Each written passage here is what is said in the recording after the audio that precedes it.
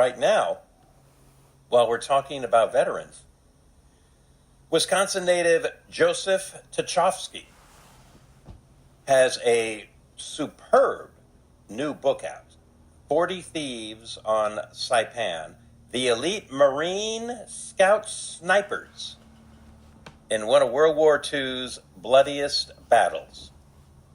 Book has just been out for a little while, captures his father's story, but one of the key players in this book is a young man from Centralia, Washington, named Lonnie Jackson.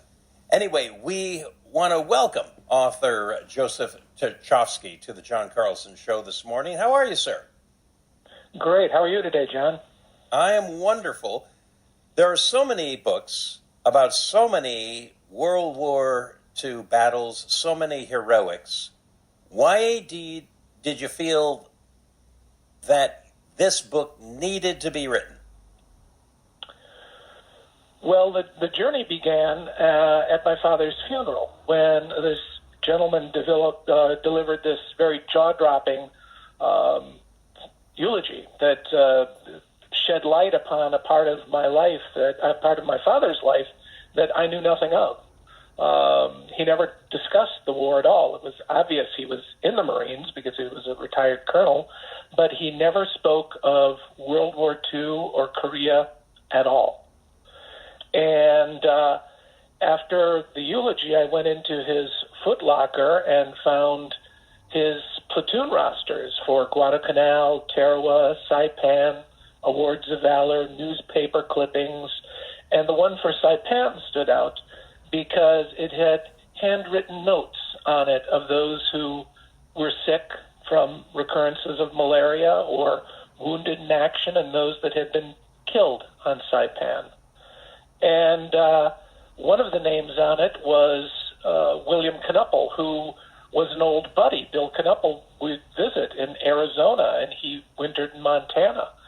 And every time that Bill would bring up the war, Dad would say, "Bill, those days are over." And Bill would just tacitly comply. And it was so odd that they still had the sergeant, which was Bill, and lieutenant, which was my dad, relationship, even at 80, 90 years old. And through Bill, I learned all these wonderful stories. Many of them included Lonnie Jackson from Centralia.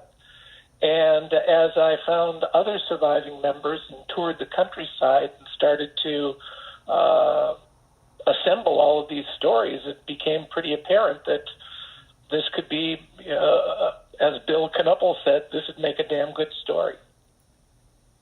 Okay, your dad's been gone for 9 years. It is, I understand the greatest generation being, not calling attention to themselves, about being very stoic about their heroics. But why do you think your dad never wanted to share those experiences with you?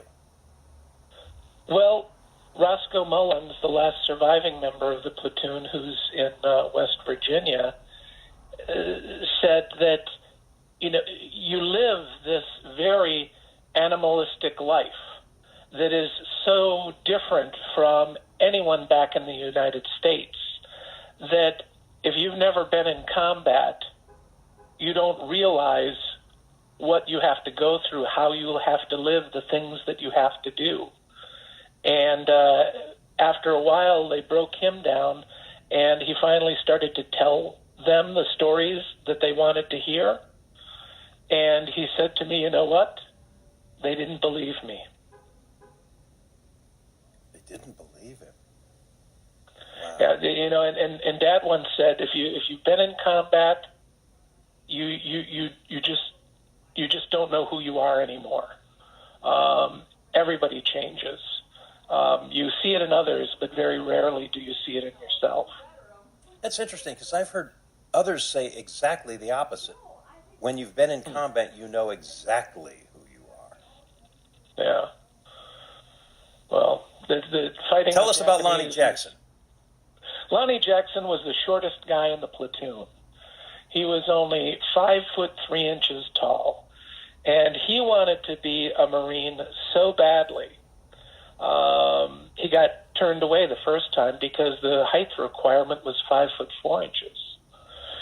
And he went home and he stretched himself for 1 week, tying cinder blocks to his feet and hanging from a tree. Oh, no. And the second time that he went in, he was exactly 5'4" tall, and he became a Marine.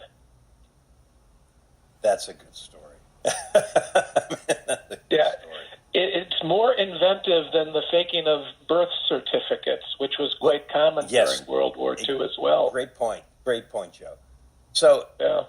tell our listeners why this story has been overlooked and why it was so pivotal. The Scout snipers on Saipan. They were a very unique group of Marines. There was only one other platoon like this that was deployed during World War II in the Pacific, and that was on Tarawa, and Tarawa was just a 3-day bloodbath. But this group was assembled exclusively to work behind enemy lines for days and weeks at a time. They're sort of like grandfathers to Navy SEALs. And they learned how to draw maps from memory, to make maps, to scout out enemy positions. They learned demolitions. They wreaked havoc behind enemy lines. And on Saipan, as opposed to 3 days of Tarawa, Saipan was almost a month of a grinder battle. Mm-hmm. So these guys were behind enemy lines, constantly. And that being where they spent most of their time, firing a weapon would be their last option. So they were skilled specifically in methods that I think Bill Knuppel said you can't even fathom on how to kill people. They were trained in Biddle method of bayonet fighting. They had an array of knives to use. They all carried strangulation gear, which one of the fellows called a mafia necktie. Mm-hmm. Mm-hmm. And Saipan and the adjacent island of Tinian were very important to the Allies because they possessed two of the finest airfields in the Pacific, and the Ushi Airdrome on Tinian is where the Enola Gay took off from in August of 1945.